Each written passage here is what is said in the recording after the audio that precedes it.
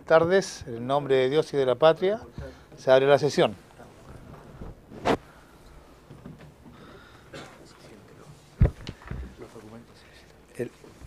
El acta de la sesión 112 se da reglamentariamente por aprobada.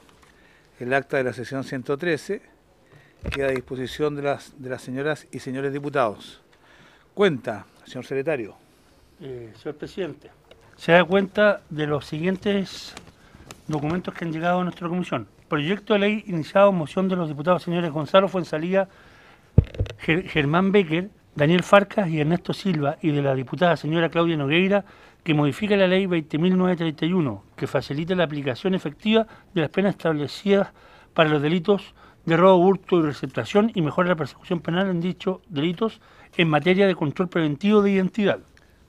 Boletín 11.314-25. Oficio del subsecretario de Justicia, señor Nicolás Mena, mediante el cual remite información sobre el Comité de Reinserción Social. Oficio del subsecretario de Prevención del Delito, señor Óscar Carrasco, por el cual responde oficio de esta comisión y envía informe sobre el Banco Unificado de Datos. Carta del diputado señor Gabriel Silver, por el cual solicita que la comisión reciba a la señora superintendente de Casinos de Juegos, señora Vivian Villagrán, objeto de recabar antecedentes relacionados con el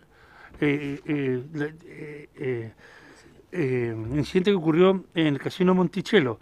Asimismo, el señor diputado solicita que la comisión reciba en esta sesión a los dirigentes del Sindicato de Trabajadores de Casinos Enjoy Rinconada, al presidente de la empresa de operaciones integrales de Chacabuco, al abogado señor Rodrigo Albornoz, además de los dirigentes señores Hermat, Jorge Millar y Franco Núñez, y la dirigente del Casino Viña del Mar, señores Carlos Jofré y Manuel Araneda. Asimismo, carta de la diputada señora Paulina Núñez, por la cual solicita que esta comisión tenga a bien sesionar en la ciudad hacer sesión especial en la ciudad de Antofagasta con objeto de conocer la problemática de seguridad pública que le afecta en especial respecto por la ocurrencia de homicidios que no son comunes dentro del país, señala, producidos principalmente por el tráfico de drogas, y poder construir soluciones efectivas para su tratamiento. Se adjunta un dossier de nota de prensa. Excusa al señor ministro del Interior y Seguridad Pública, don Mario Fernández, que no podrá asistir a la sesión de hoy porque deberá atender actividades propias de su cargo. Asistirá para el primer proyecto de la tabla el jefe de la División de Investigaciones, señor Francisco Astudillo, y para el segundo proyecto de la tabla el jefe de la División Jurídica de la Subsecretaría de Interior, señor Luis Correa. Confirmación del señor director general de la Policía de Investigaciones, que viene acompañado. Confirmación de la superintendente de Casinos de Juegos, señora Vivian Villegas. Informe de la Biblioteca del Congreso Nacional sobre el proyecto de ley que está en tabla, que faculta disponer el ascenso extraordinario personal de la Policía de Investigaciones, que está en actual tratamiento. Oficio del director de la Biblioteca del Congreso Nacional, porque remite que está en elaboración de informes sobre el proyecto de ley que tiene por propósito permitir el ingreso de carabineros al recinto portuario. Y finalmente, carta del presidente de la agrupación de familiares de víctimas de delitos violentos de Puerto Montt, señor Ramón González Herrera, por la cual solicita audiencia ante la comisión a objeto de entregar su opinión sobre la temática que los convoca. Esa es toda la cuenta, señor presidente.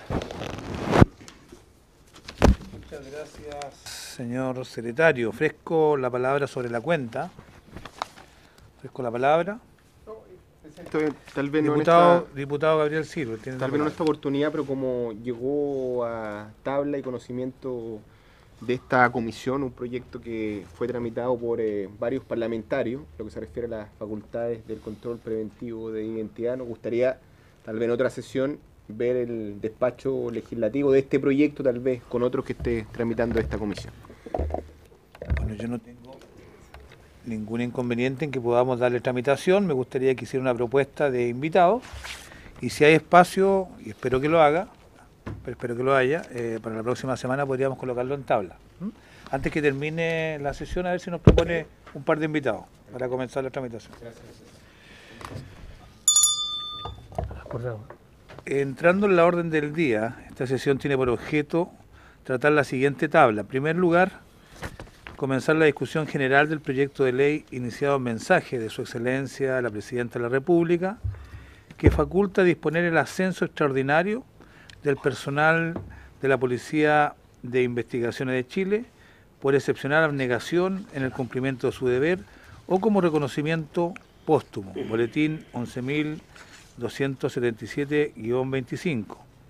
Al efecto concurren a esta sesión en representación del Ministerio del Interior y Seguridad Pública el jefe de la División de Investigaciones, señor Francisco Astudillo, y el director general de la Policía de Investigaciones de Chile, señor Héctor Espinosa Valenzuela, quien concurre junto al prefecto jefe de la División Jurídica, señor Luis Silva Barrera. También está el comisario jefe de la Brigada del Congreso Nacional, señor Silvio Copelo Vallejos, y el inspector ayudante jefe de Jurídica, señor Felipe Vázquez. Les agradezco su presencia acá, les doy la bienvenida. Este proyecto lo esperábamos hace largo rato, varios de nosotros asistimos al aniversario de la Policía de Investigaciones y en esa oportunidad la presidenta hizo este anuncio de este proyecto de ley, así que finalmente llegó acá y pretendemos darle una tramitación lo más expedita posible. Voy a partir por ofrecerle la palabra en primer lugar al representante del Ministerio del Interior y Seguridad Pública, señor Astudillo, y después al señor director general de Investigaciones. Don Francisco Astudillo, que va a hacer la presentación del proyecto de ley, tiene la palabra. Muchas gracias, presidente.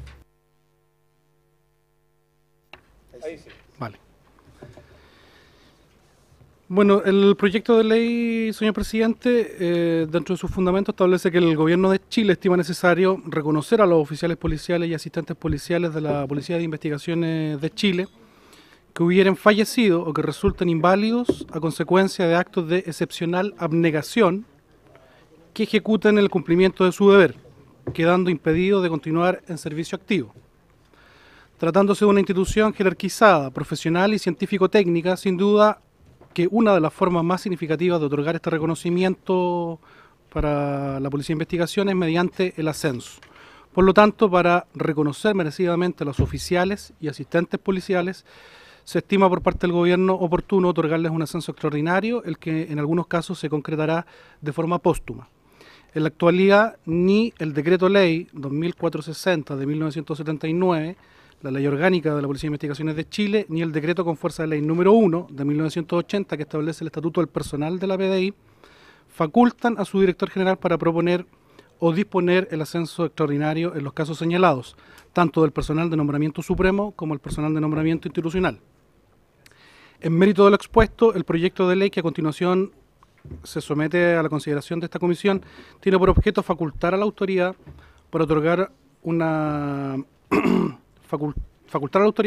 promoción extraordinaria a aquellos funcionarios que hubieran fallecido o que resulten inválidos a consecuencia de actos de excepcional abnegación que ejecuten el cumplimiento de su deber, quedando impedidos de continuar en servicio activo.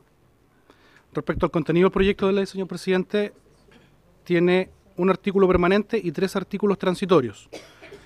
1. Ascenso extraordinario. El artículo único agrega nuevos incisos sexto, séptimo y octavo al artículo 30 del decreto con fuerza de ley número 1 de 1980, que fija el estatuto del personal de la Policía de Investigaciones de Chile. En el primero de los incisos propuestos se faculta al director general para disponer ascensos extraordinarios del personal del escalafón de asistentes policiales de la planta de apoyo general, ya sea para premiar acciones de excepcional abnegación o como reconocimiento póstumo cuando el funcionario pierde la vida. En ambos casos debe tratarse de situaciones originadas en un procedimiento estrictamente policial, como se ha aplicado en Carabineros de Chile, donde participe en el cumplimiento de su deber, todo lo cual será acreditado mediante el respectivo sumario administrativo, al cabo del cual el director general podrá disponer el ascenso del funcionario hasta el grado 11 del referido escalafón de los asistentes policiales. El segundo inciso propuesto faculta el ascenso extraordinario del personal de nombramiento supremo, escalafón de oficiales policiales, mediante decreto supremo expedido por el intermedio del Ministro del Interior y Seguridad Pública, a proposición del director general. Esta medida beneficiará a los oficiales policiales, a quienes se podrá ascender al grado inmediatamente superior y excepcionalmente el ascenso podrá cursarse hasta en 2 grados. Finalmente, el último inciso que se propone establece que el ascenso extraordinario de los oficiales no podrá acceder al grado de prefecto inspector. 2. Vigencia de este proyecto. El artículo primero transitorio establece que las modificaciones que se proponen introducir al decreto con fuerza de ley número 1 de 1980, que aprueba el Estatuto del Personal de la Policía de Investigaciones de Chile, comenzarán a regir a partir del primer día del mes siguiente a la publicación de la ley en el Diario Oficial. 3. Ascenso póstumo para el personal fallecido durante los últimos 6 años. Por su parte, el artículo segundo transitorio extiende la posibilidad de disponer o proponer este ascenso extraordinario respecto de aquel personal, tanto de nombramiento supremo como de nombramiento institucional, que hubiere fallecido o quedado inválido durante los últimos 6 años, previa reapertura del sumario administrativo respectivo con el objeto de calificar las circunstancias que justifiquen su otorgamiento. En todo caso, se limitan los efectos de esta promoción extraordinaria únicamente a la reliquidación de la pensión de retiro o el Montepío que se encuentre vigente, a contar de la fecha de la total tramitación del decreto supremo o de la resolución en su caso que así lo disponga. 4. El financiamiento. El artículo tercero transitorio se refiere al financiamiento señalado que el mayor gasto fiscal que represente la aplicación de esta ley en su primer año presupuestario de vigencia se financiará con cargo a los recursos asignados a la Dirección de Previsión de Carabineros de Chile y en lo que faltare con recursos provenientes del Tesoro Público. En los años posteriores, estos gastos se financiarán con cargo a los recursos que consulten anualmente los respectivos presupuestos. Eso es respecto al proyecto de ley, señor presidente. Muchas gracias, don Francisco Astudillo. Le voy a ofrecer la palabra al director general de la Policía de Investigaciones de Chile, don Héctor Espinosa Valenzuela. Tiene la palabra. Muchas gracias, estimado presidente, y por su intermedio a todos los honorables diputados. Primero yo quisiera agradecer, en nombre de todos los detectives y funcionarios de la institución, la oportunidad que ustedes nos dan de presentar nuestra postura respecto a este ascenso. Yo creo que este reconocimiento, que es un ascenso extraordinario, que ha sido un anhelo desde muchos años para los detectives, hoy día tenemos la oportunidad de discutirlo y dar nuestro punto de vista. Primero, porque se hace un reconocimiento póstumo a quienes han cumplido con sus promesas de servicio, de entregar su vida en cumplimiento de su deber. Y segundo, porque también significa una tremenda reconocimiento para el mismo personal de la PDI, por no tener esta condición. Creo que lo que la presidenta ha hecho de mandar al Congreso este proyecto ratifica eso, realmente una tremenda necesidad que teníamos nosotros como institución de poder darle un reconocimiento póstumo y en algunos casos sobresalientes también a los funcionarios. Si yo quisiera decir que respecto al plazo, que se habla de 6 años, a contar quiero decir derechamente que yo en lo personal no estoy de acuerdo. Y tampoco está de acuerdo el ministro de Interior con esto. Lo conversé antes de venir, él me dio una instrucción a mí que la dijera. Lo que ocurre es que nosotros hicimos una presentación y nosotros pedimos que fueran 10 años por un caso bien que se lo voy a explicar. Nosotros tuvimos la primera mártir mujer del año 2011 y si la ley fuera aprobada como está, esta dama queda fuera. ¿Qué año, perdón? El 2011. ¿Ah? Porque fue en marzo y serían 6 años a contar de la publicación de la ley, por lo tanto ya quería fuera. Hay otro hecho que es súper emblemático, que es un asistente policial, que es un personal de apoyo. Entonces, para que calzara todas estas personas que nosotros realmente creemos que se lo merecen, pensamos que tenían que ser 10 años.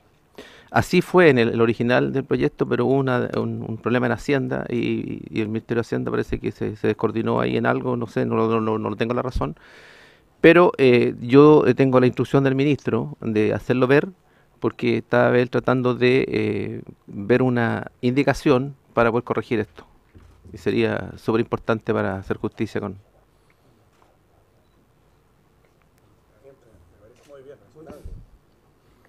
Así que les pido el apoyo a ustedes, honorables parlamentarios. Muy bien, esa sería su presentación, director general. Ofrezco la palabra a los colegas. Diputado Gabriel Silver, diputado Arturo Esquella.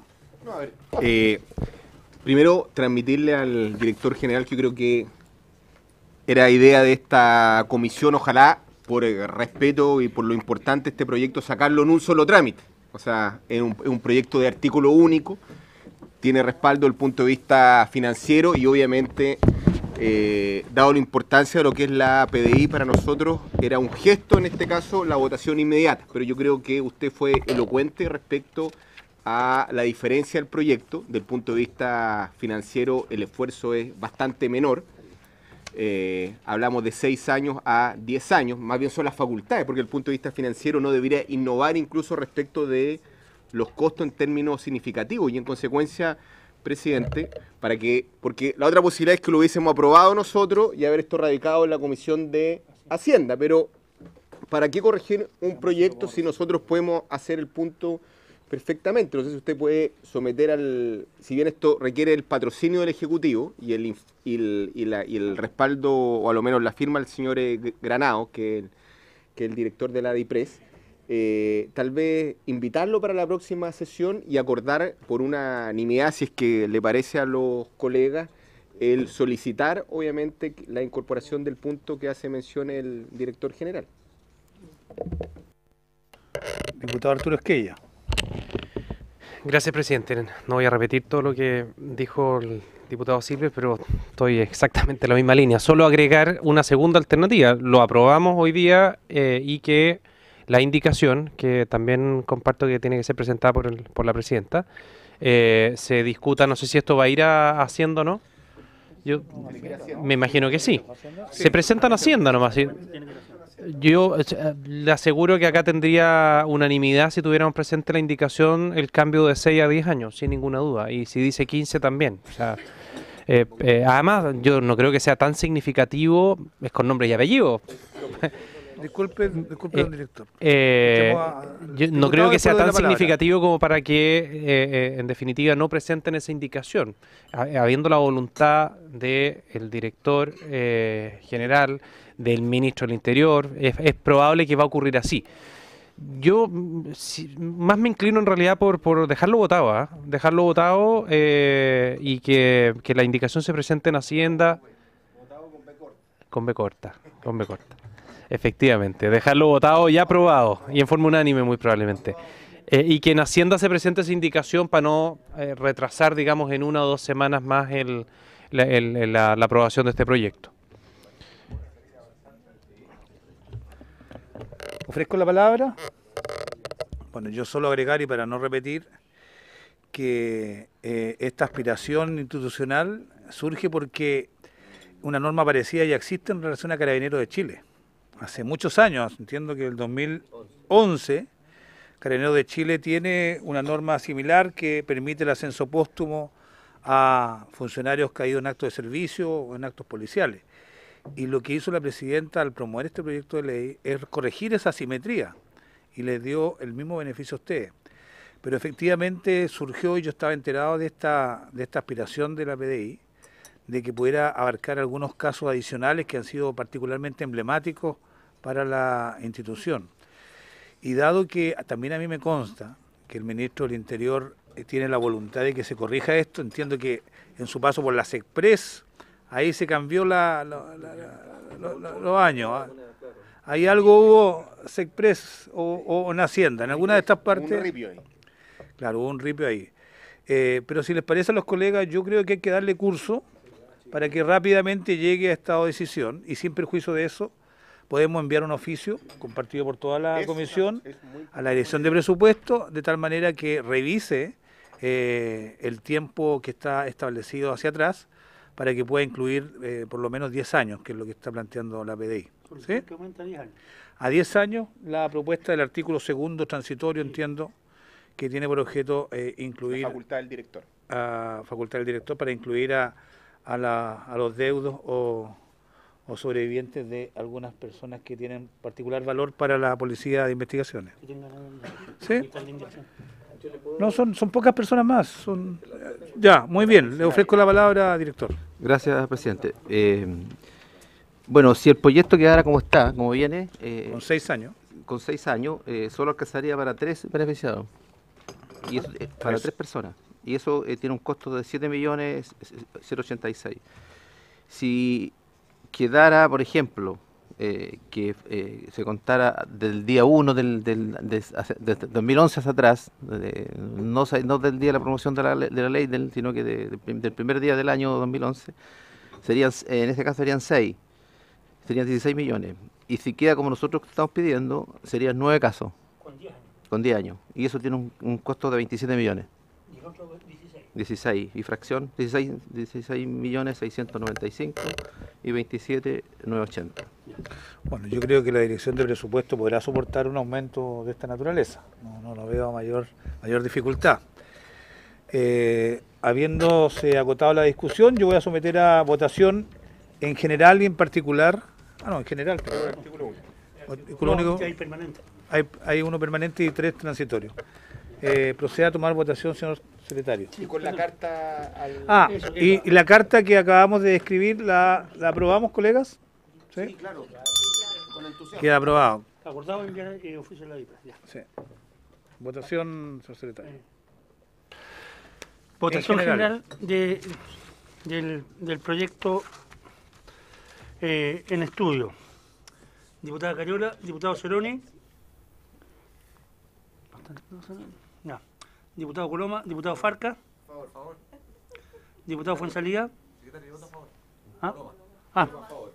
Coloma. Perdón. Diputado Coloma. Diputado Fuenzalía. Diputado Godoy.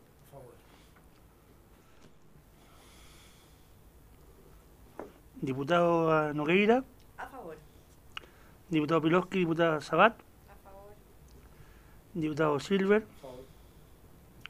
Diputado Esquella. Diputado Walker. Y señor presidente. A favor. 9 a favor, 0 en contra, 0 abstenciones, aprobado en general. Por la misma votación. Colega, atendido que no hay indicaciones, porque además son de patrocinio del Ejecutivo, les propongo que tengamos por aprobado en particular los artículos que existen por la misma votación, por unanimidad. Muy bien. Muy bien. Entonces, en consecuencia, se aprueba por la misma votación en particular y se despacha el proyecto diputado informante. Propuesta, crecimiento. ¿Alguna de las colegas? Yo no he hecho hace mucho tiempo ninguno y Pero fue el aniversario, ¿no? Porque no, depende. pero es que vea. Yo fue el aniversario, estuve en primera fila. Yo no he ¿Está el entrado. aniversario No, del director o no? ¿cuál? Eso. A las damas. Claudia Nogueira. ¿Alguna de las damas? Tuve la institución. Claudia, la diputada Nogueira. ¿Les parece la diputada Nogueira? Precioso, ya. Diputada Nogueira. Muy bien. Diputado informante, no. Diputada Claudia Nogueira. Muchas gracias, queda despachado el proyecto. Muy bien. Más rápido posible. Más rápido posible. Tiene toda la colaboración de la Comisión de Seguridad Ciudadana. Y además le enviamos la carta al Ejecutivo. Muy bien. Por favor. Vamos a suspender unos minutos para preparar nuestra segunda invitada.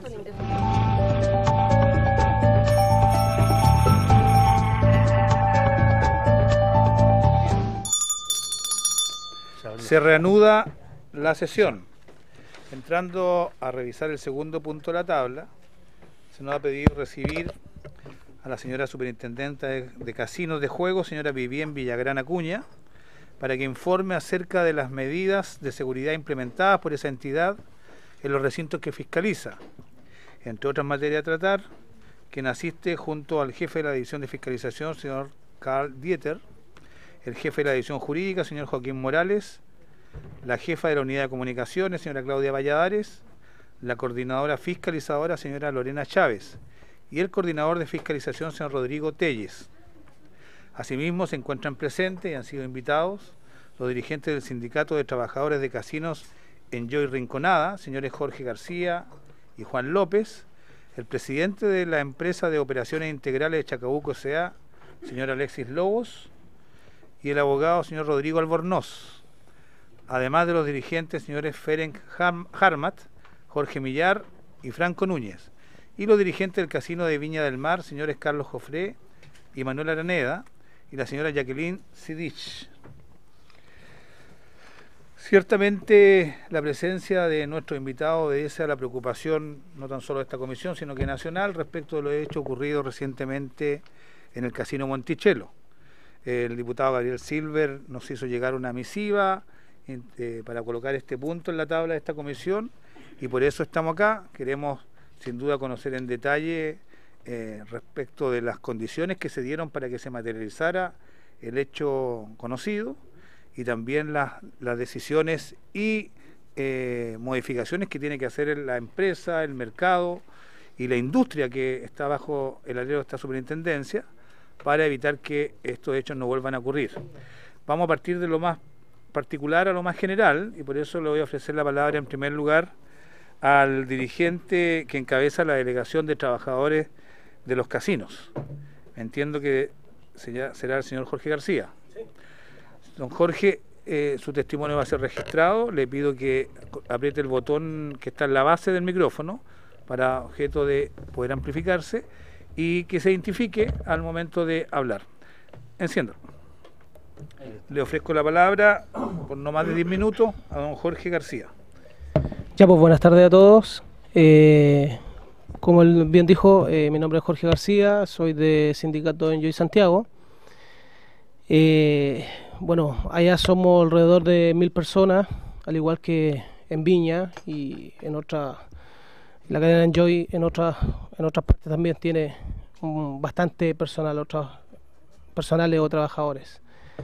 La parte de nosotros nos incumbe netamente la seguridad, ya que nosotros, como lo decía en una declaración pasada, desde ya hace 2 años venimos hablando de la seguridad. Tenemos reuniones periódicas, o mensuales más bien dicho, con la empresa, donde la empresa anota y no hay resultados o no hay resolución que nosotros lo veamos plasmado en el diario vivir en el casino, ¿ya? También vemos por otro lado la parte de la SCJ, como lo sentimos nosotros, donde creemos que la SCJ a través de su director o el organismo, ¿ya?, creemos que valoran más o solamente se fijan en los números, más que en establecer algunas políticas de seguridad que funcionen. Hoy en día tenemos un decreto supremo que se llama el número 287, pero que tiene algunas cláusulas que nos sirven, pero que en la práctica no se llevan. Como por ejemplo, las personas que estén jugando no deben de permanecer en evidente estado de ebriedad, y eso lo tenemos a diario. Personas que interrumpen el juego o molestan y pueden tirar fichas a los croupiers, pueden tirar cartas a los croupiers, pueden decirle grosería a los croupiers o a cualquier trabajador del casino, ya sea croupier o incluso las personas que venden dinero o que estén desarrollando otra función. Vemos que hay una tolerancia muy vasta. Entonces estamos aquí para tratar de solicitarle de que eso con nuevas medidas a raíz de lo sucedido puedan funcionar, y creemos nosotros funcionar, ejecutar. ¿Y cómo lo podemos hacer? Quizás con un fiscalizador o fiscalizando más las medidas. Eso.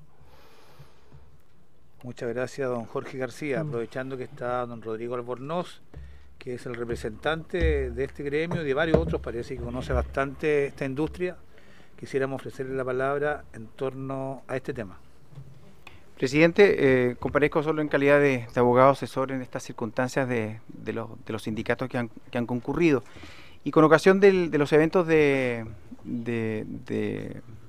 Monticello, como usted refirió, efectivamente se ha traslucido por parte de los dirigentes sindicales y los trabajadores más bien la explotación en definitiva se ha revelado una crisis más bien en el estado de ánimo de los trabajadores, en el sentido de que se ha plasmado en los hechos que conocimos en materia de Monticello circunstancias que no son extraordinarias, sino que son más bien habituales. Y si bien lo sucedido con la muerte de 2 personas y un suicidio suicidio fue algo extremo, los actos de inseguridad, tanto física o psicológica de los trabajadores se vive habitual, eso en el relato de los trabajadores.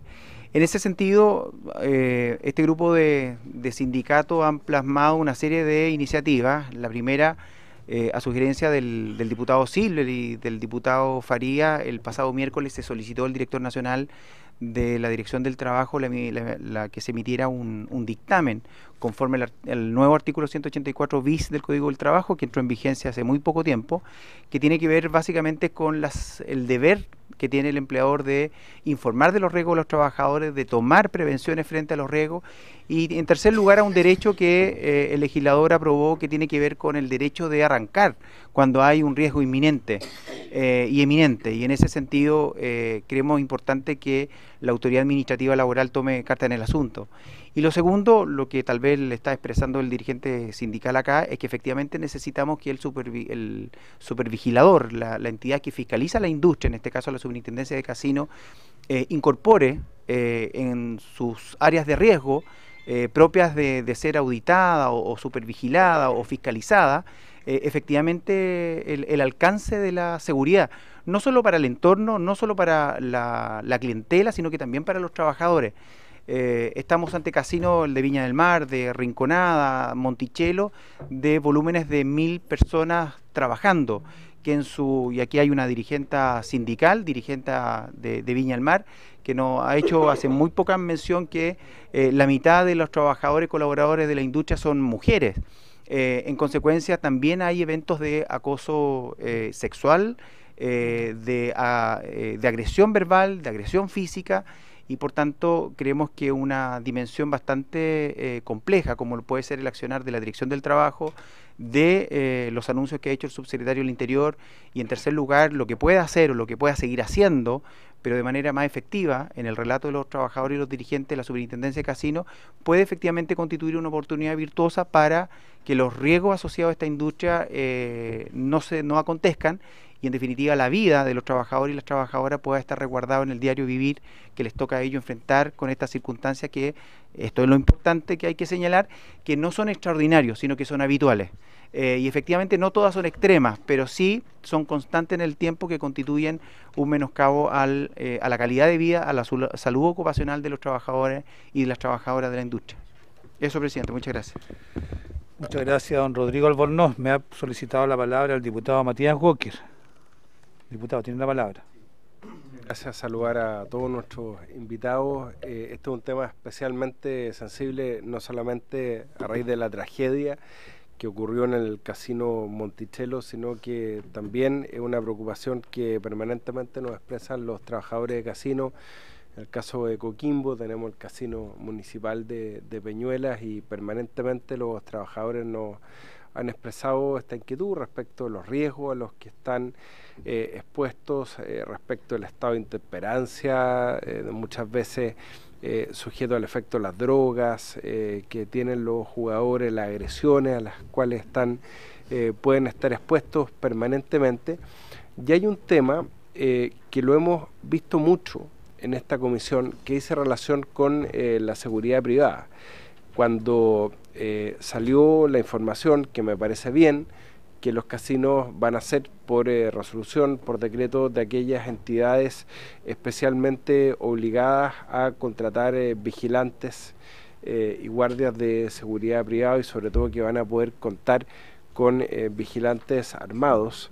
Yo recordé que desde hace 5 años está pendiente en el Senado el trámite del proyecto de ley de seguridad privada, que tiene mucho que ver con esto, porque no sacamos nada con que los casinos de juego sean de aquellas entidades obligadas a contar con vigilantes que incluso puedan estar armados, además por el manejo de valores, de dinero, como dicen ustedes que se hace, ¿no? Que el espíritu de la ley de seguridad privada, que amplía aquellas entidades que tienen la obligación de contar con estos vigilantes armados en caso de hacer manejo de valores. Si es que no contamos con esta ley, que fue, como digo, aprobada hace 5 años en la Cámara de Diputados. Este es un proyecto de ley que además viene desde el primer gobierno de la presidenta Bachelet, desde ahí que se está tramitando. Lamentablemente el gobierno anterior le quitó la suma urgencia al proyecto y el actual gobierno nunca se la repuso en el Senado. Y es un proyecto que además aumenta los requisitos, las exigencias, tanto psicológicas, las pruebas a las cuales tienen que someterse los vigilantes en este tipo de entidades, la revisión de antecedentes penales que puedan tener, es decir, hace mucho más exigentes los requisitos para ser vigilantes y para poder estar armados. Y eso es muy importante porque finalmente si estos guardias, estos vigilantes armados van a ser los que también van a estar obligados a prestar seguridad tanto a los clientes como a los trabajadores del casino. Es muy importante con que podamos contar con mayores exigencias a esta industria también en los casinos. Entonces yo quería reiterarlo también, presidente, a propósito de la situación de la resolución del Ministerio de Interior que determina que los casinos también van a ser de aquellas entidades obligadas a contar con vigilantes armados. Gracias. Matías Walker. Siguiendo con el orden, vamos a ofrecer la palabra a nuestra superintendenta y después vamos a abrir una palabra en general para que toquemos todos los aspectos de la industria, tanto la seguridad de los usuarios, que me imagino que va a tocar la superintendencia, como también la seguridad de los trabajadores, que es tanto o más relevante. Le ofrezco la palabra a nuestra invitada, doña Vivien Villagrán. En la base del micrófono, ahí se enciende. Perfecto. Muchas gracias. Tiene la palabra. Muchas gracias, presidente de la comisión. Por su intermedio, saludar a todos los diputados, a los miembros del sindicato de Rinconada y a sus asesores. Yo traje una pequeña presentación que no me toma mucho tiempo, pero que me parece que es importante para poder poner un contexto respecto del rol nuestro en esta materia. Perfecto. Bueno, señalar que esta industria está regulada desde el año 2005 en el marco de la ley 19.995, que básicamente concede áreas monopólicas a través de las cuales se explota el juego, que otorga permisos de operación por 15 años, renovables por 15 años más, y que autoriza el funcionamiento de 24 casinos, a excepción de la región de Arica, donde por las propias leyes que son propias de ese territorio podrían haber más de 2 casinos. Y obviamente no se permite que existan casinos a una distancia inferior de 70 kilómetros unos de otros. Indicar que además este organismo autónomo, con personalidad jurídica y patrimonio propio, se relaciona con la presidencia por intermedio del Ministerio de Hacienda. Y esto es bien importante porque tiene que ver y responde a un foco que se dio en la discusión del proyecto de ley que finalmente devino en la ley 19.995 sobre el carácter que iba a tener la regulación de esta industria. Entre otros aspectos, a esta superintendencia le cabe garantizar el cumplimiento de la normativa en los casinos, con foco en 2 áreas fundamentales, que es el resguardo de la fe pública y la recaudación fiscal de los tributos que le son pertinentes. Ahí está el foco que fundamentalmente la ley le otorgó a esta superintendencia. En ese sentido, los casinos de juego son regulados desde esta institución, especialmente respecto a la fe pública del juego. ¿Qué es la fe pública del juego? Básicamente garantizar que los distintos juegos que se explotan en los casinos se adecúen a la normativa y reglamentos que les son propios, la homologación de las máquinas, de las mesas, y que todo esté debidamente resguardado. Pero adicionalmente, una de las cosas que es también muy importante es resguardar que la actividad económica que allí se desarrolla y que en el marco de la ley que lo regula garantice los ingresos tanto a la comuna en la cual se ubica el casino como a la región de la cual son parte. Por lo tanto, esta superintendencia revisa de manera permanente las operaciones del casino para fiscalizar fundamentalmente los ingresos y hacer los descuentos propios de los impuestos que allí le corresponde a la institución o a la sociedad operadora poder pagar. Los casinos, cuando se les otorga un permiso de operación, se hacen sobre la base de un proyecto integral que contempla, por una parte, el casino y sus servicios anexos, además de lo que se conocen como obras complementarias, el hotel, eventualmente salas de espectáculos y otras dependencias. Una vez que ese permiso de operación es entregado y donde el rol de la superintendencia es verificar que lo que es requerido por distintos órganos fiscalizadores está de acuerdo a lo que sus respectivos marcos legales autorizan, se da permiso y inicio a la operación del casino. Y en ese momento la superintendencia acota su margen de acción fundamentalmente a lo que ocurre en el casino, es decir, las salas de juego y los servicios anexos fundamentalmente, ¿ya? Respecto de las acciones y lo que ocurrió lamentablemente en el caso de Monticello, señalar que en el artículo 9 de nuestra ley se establece claramente cuáles son los elementos a tener en cuenta por las sociedades operadoras al momento de resguardar el acceso de las distintas personas que van a llegar al casino. El foco en el acceso tiene que ver con dos elementos importantes. Por una parte, resguardar el normal desarrollo del juego y por otra parte, asegurar que el acceso es controlado, toda vez que en el acceso ocurren dos hechos importantes: el pago de la entrada, que es un impuesto, y obviamente el control de toda la gente que finalmente ingresa a las salas de juego.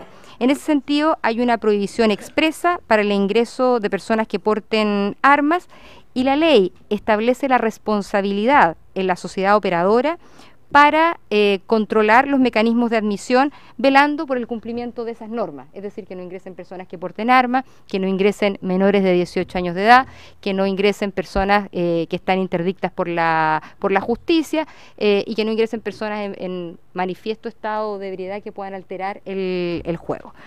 Nosotros, respecto de esa materia, habitualmente estamos haciendo una fiscalización que tiene que ver con el control de acceso y, de hecho, hemos cursado distintos procesos sancionatorios y multas a la sociedad operadora cuando en el proceso de fiscalización hemos constatado que no se han seguido los debidos procedimientos para resguardar el acceso. Sin perjuicio de esto, creo que es importante señalar que los casinos tienen con los órganos competentes en materia de seguridad un conjunto de vinculaciones y relaciones, particularmente con Carabineros de Chile.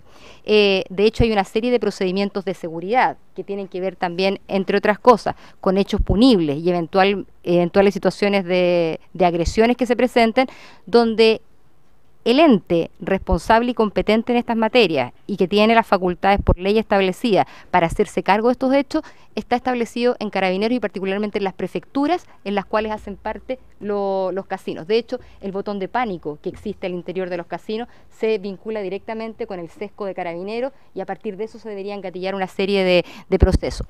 Para poner un ejemplo, lo que ocurre con esta superintendencia es muy similar a lo que ocurre con la superintendencia de bancos y entidades financieras, donde hay un espacio de regulación que tiene que ver con la operación de los bancos y en la materia de seguridad está depositada en Carabineros. Sin perjuicio de esto, nosotros tenemos, por el mandato de la ley y en virtud de los principios de coordinación que existen en el Estado, facultades para coordinarnos con Carabineros y para resguardar que las medidas que ellos solicitan, ellos nos certifiquen que se cumplen. Voy a ir a un ejemplo más que de alguna manera creo que detalla mejor esto. Cuando ocurrió lo de Monticello, nosotros rápidamente, el mismo día domingo, tomamos contacto con la sociedad operadora y junto con solicitarle el cierre del casino hasta que no se adoptaran medidas de seguridad, establecimos un conjunto de medidas básicas a adoptar, respecto de las cuales nosotros hacemos una fiscalización ocular, pero no podemos decir si es que las medidas, por ejemplo, adoptadas responden a estándares o criterios de seguridad. O sea, yo puedo constatar que se instaló un arco detector de metales, puedo constatar que hay una máquina de rayos X, pero no puedo decir si esa máquina es la adecuada, si el detector de rayos X es el adecuado. Quien hace esa fiscalización es la prefectura de Carabineros respectiva, que levanta un acta y que va y hace la visita en la cual constata que estas medidas corresponden a las medidas que se deben adoptar.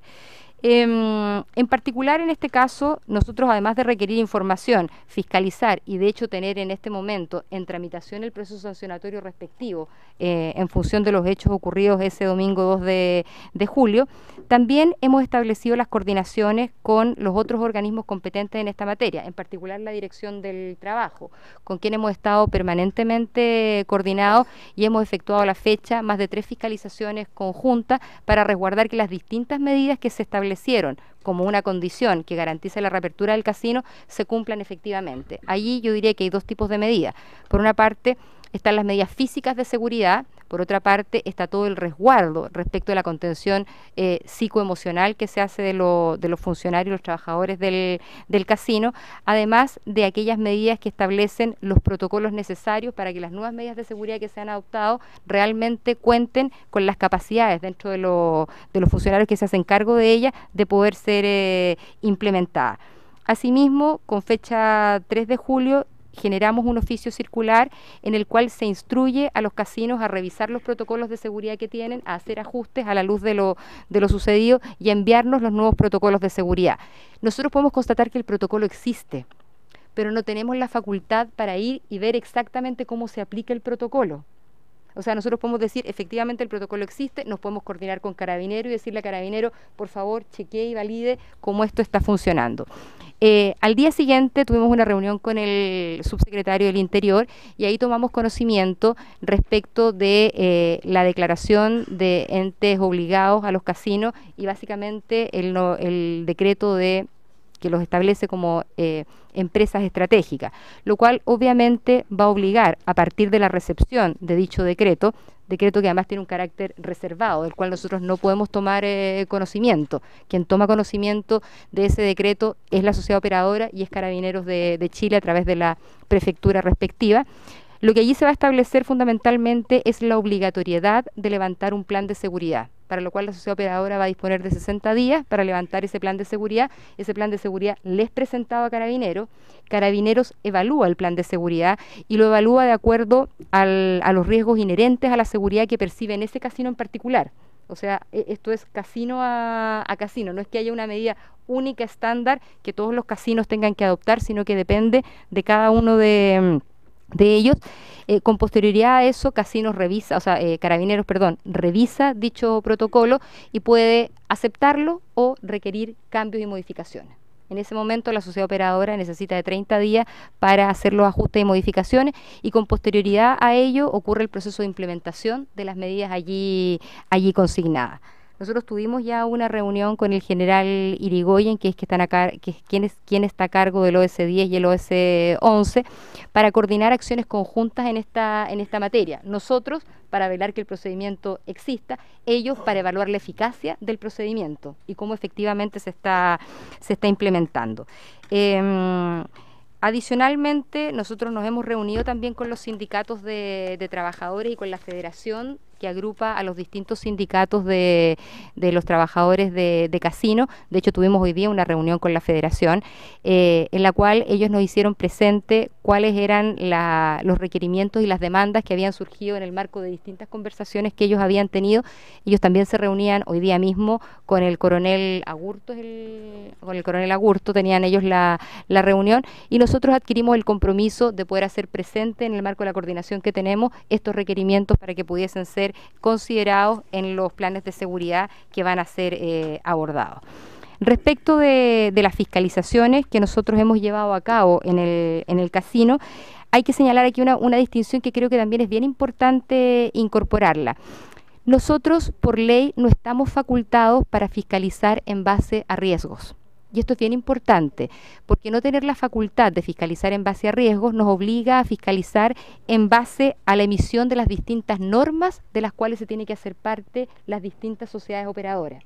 La UAF, por ejemplo, con quien tenemos un trabajo conjunto y hemos hecho fiscalizaciones conjuntas, además de generar una circular con el involucramiento de ambas entidades, sí tiene, por ejemplo, la facultad de fiscalizar en base a riesgos.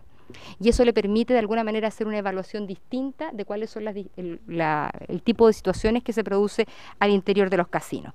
Por lo tanto, nuestra regulación y nuestros procesos de fiscalización se hacen en base a la emisión de normas y a las autorizaciones que nosotros generamos. A partir de eso se fiscaliza y dependiendo de los hallazgos que allí se determinen, se procede al proceso sancionatorio. En general, la Superintendencia realiza anualmente cerca de 520 fiscalizaciones, mensualmente son entre 45 y 50 fiscalizaciones y anualmente cada casino recibe cerca de 27 fiscalizaciones, algunas que se hacen a partir de sus estados operacionales, los cuales ellos tienen que presentar mensualmente, y otras que se hacen directamente en terreno. Y básicamente los tipos de fiscalización que nosotros hacemos tienen que ver con procesos transaccionales de datos, cuyo objetivo fundamental es velar por el adecuado registro de los ingresos que el casino tiene y que devienen finalmente en el aporte que se hace a los distintos entes que se ven beneficiados con estos ingresos. Vemos todo lo que es el proceso operacional del juego, ahí vemos procedimientos operativos, revisión del control de operaciones críticas a través de los circuitos cerrados de televisión, verificación de los inicios de operaciones, de cómo están operando las mesas de juego y el bingo, etcétera. Y además tenemos fiscalizaciones que cubren todo el cumplimiento de la normativa que la propia Superintendencia ha generado a través de distintas circulares. En general, en materia de seguridad respecto de los ingresos y respecto de lo que ocurre en el juego, el principal mecanismo de verificación y análisis que tenemos son los circuitos cerrados de televisión. Y eso es lo que un fiscalizador revisa y chequea al momento de llegar a un casino, si es que en el plan de fiscalización eso es lo que está a la vista. Sin perjuicio de todo esto que yo he señalado, nosotros en las conversaciones que hemos tenido tanto con la Federación de Sindicatos como con los sindicatos, nosotros no hemos recibido de manera específica algún tipo de denuncia respecto a los casos que ustedes señalan. Nosotros por ley sí tenemos la obligación cuando recibimos una denuncia de hacernos parte. Pero no hemos recibido denuncias de esa naturaleza. Y entendemos que allí hay un espacio probablemente de mucha más coordinación que se puede enriquecer y que se puede desarrollar de manera mucho más efectiva. Y en eso es básicamente en lo que hemos estado abocados en el último tiempo. La presentación contiene un detalle bastante exhaustivo de lo que ha sido la fiscalización en todas las sociedades operadoras desde el año 2015 en adelante. No me voy a referir a ella porque ustedes se van a quedar con la presentación, pero básicamente esas son las acciones que hemos llevado a cabo. Desde los hechos ocurridos en Monticello, el nivel de coordinación que hemos tenido con distintas entidades públicas, además de las coordinaciones con los sindicatos y con la Federación de Sindicatos, ha sido bastante estrecha y estimamos que a partir de esto va a haber un antes y un después, que entre otras cosas está garantizado por este decreto que nombra a las sociedades operadoras como entidades estratégicas. Y claramente esperamos que con ello la seguridad al interior de los casinos mejore de manera sustantiva. Debo agregar, sí, como un último punto, que hay algunos aspectos de la ley donde todavía tenemos temas bien de fondo, y entre otras cosas los temas de fondo están asociados a algunas patologías que nosotros observamos en los espacios de juego, particularmente en la ludopatía. Respecto a la ludopatía, la ley no faculta ni a la Superintendencia ni a las sociedades operadoras respecto a las medidas que se pueden tomar en este sentido. La Superintendencia sacó el año 2013 una circular, que es una circular de autoexclusión, circular que ha demostrado a la fecha no ser lo efectiva que uno esperaría, y dentro del plan de trabajo que nosotros tenemos con el Consejo de la Sociedad Civil veníamos ya trabajando el tema de cómo modificar esta circular, y cómo en esta circular junto con el tema de la autoexclusión podíamos avanzar un poco más en términos de generar las facultades para impedir el acceso y impedir la irrevocabilidad de la autoexclusión, a menos que exista algún tipo de informe médico que eventualmente avale esta situación, pero es parte del trabajo que estamos desarrollando en este momento. Sí, la circular de autoexclusión es una circular a través de la cual el jugador ludópata, acompañado por un apoderado, llena un formulario, y en el formulario él mismo autoriza al casino a impedirle el acceso a la sala de juego. El problema es que él mismo, como lo hace, él mismo también lo puede revocar. Más aún, a veces lo hacen, y como estamos frente a una persona que está enferma y que realmente actúa por impulso, la efectividad que esto tiene es bastante baja. Por lo tanto, ahí hay una brecha y hay un espacio a cubrir que es evidente que tenemos que abordar y que es evidente que tenemos que profundizar para generar mecanismos mucho más efectivos en esta materia. Muy bien, muchas gracias. Ofrezco la palabra al diputado Gabriel Silver. Bueno, gracias, presidente. Era importante tener acá la superintendencia presente y por sobre todo en su superintendenta. Yo creo que un poco nos gustaría que se tome nota respecto de manera relevante de lo que dijeron los propios trabajadores. Yo creo que efectivamente la recaudación es relevante respecto a lo que es el mandato legal, pero no es inocuo para nada lo que pasó en Monticello, no por un tema de carácter coyuntural o episódico, sino porque uno revela lo que ocurrió y efectivamente estaba todo el caldo de cultivo previo para que esto ocurriera. No es un meteorito el que cayó encima de Monticello, estaba el tema del ciudadano palestino previamente. Hoy día han aparecido, para sorpresa de todos, denuncias de armas de fuego anteriores efectivamente a el fallecimiento de los dos colegas, en este caso al interior del casino. En consecuencia, esto no era un hecho imprevisto ni inesperado, por el contrario, estábamos, a mi juicio, tentando la suerte respecto de que esto hubiese ocurrido de manera más grave, más muertos, o de manera más masiva tal vez en otras regiones. Entonces, hoy día uno ve una articulación respecto a lo que son los estándares de seguridad, la dictación de este oficio reservado, y obviamente a nosotros no nos gusta que se reaccione después de una emergencia. No digo porque esto no era un hecho previsible o imprevisto, sino porque estaban todas las alarmas para que esto ocurriera. Entonces uno ve cierta pasividad de las autoridades. Ahora bien, uno aplica una suerte de principio de reserva legal, uno dice, cada uno tiene ciertas competencias, pero lo que yo entiendo es que la especialización efectivamente de dicha supervigilancia o de fiscalización están en la superintendencia.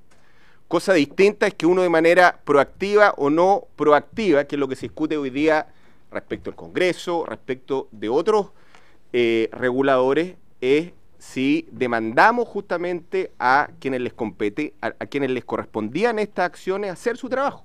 Porque si usted, superintendenta, me dice, yo oficié reiteradamente a Carabineros por esta situación, o al OS9, o pedí una reunión con el ministro del Interior por esta situación, me gustaría, por ejemplo, que esa sea una de las preguntas. O yo actué recién ahora. Por eso yo creo que es un tema relevante a la hora de saber cuál es el grado de responsabilidad de las autoridades, porque una cosa es decir, la autoridad sanitaria es una cosa, pero el órgano especializado son ustedes, es indelegable dicha función, y no solamente se agota en lo que se refiere a la fe pública respecto al juego, sino que también a todo lo que tiene que ver con el giro del negocio, porque si no, al final del día, mi impresión hasta que una botillería de barrio tiene más regulación efectivamente que un casino, disculpe la expresión.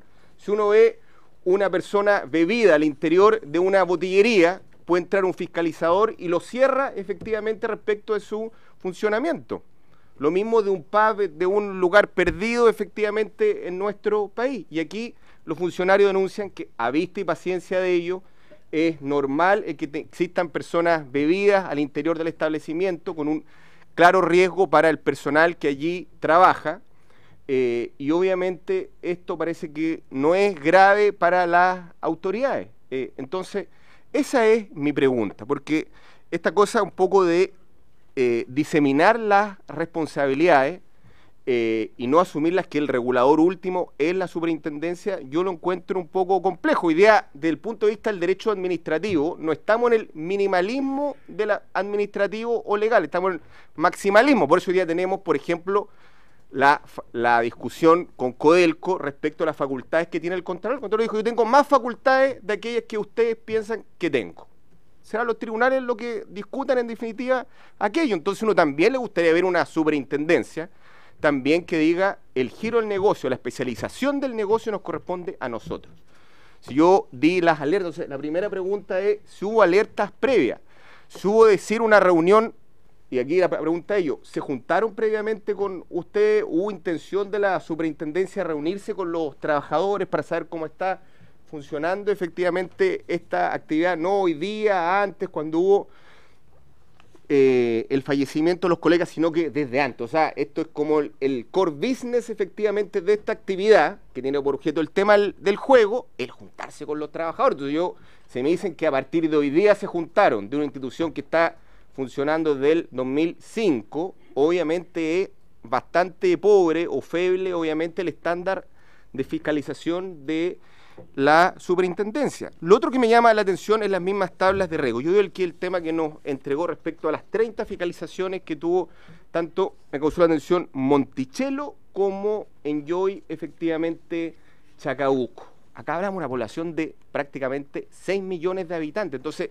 que la intensidad de la fiscalización, yo no soy experto en el tema, pero que me digan que es la misma que el casino de Copiapó, un casino de esta envergadura que mueve 942.000 personas al año y que tenga el mismo estándar de fiscalización, también me llama la atención respecto a cómo se fijan, ya no estándar de riesgo, sino que decisiones de la superintendencia, estas tablas de fiscalización. Es obvio que los casinos más grandes, con mayor afluencia de público, con mayor aforo, tengan un estándar de fiscalización mucho más intenso. 1.000 trabajadores, efectivamente, usted acaba de señalar. ¿Para qué decir que digo casi 1 millón de personas donde ocurrieron los hechos? Entonces, a mí me gustaría hacer por el minuto esas preguntas, señor presidente. El tema, si se recibió antes a los trabajadores de manera proactiva, no a sugerencia de los trabajadores, el tema de si hubo alertas por parte de la superintendencia de materia de seguridad, reuniones efectivamente con autoridades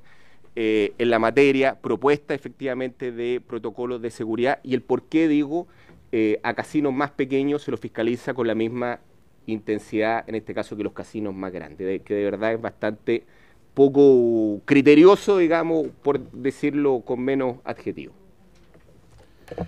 Gracias, diputado Silver. Bueno, me voy a autoasignar la palabra. Quisiera hacer la siguiente consulta a nuestra superintendenta.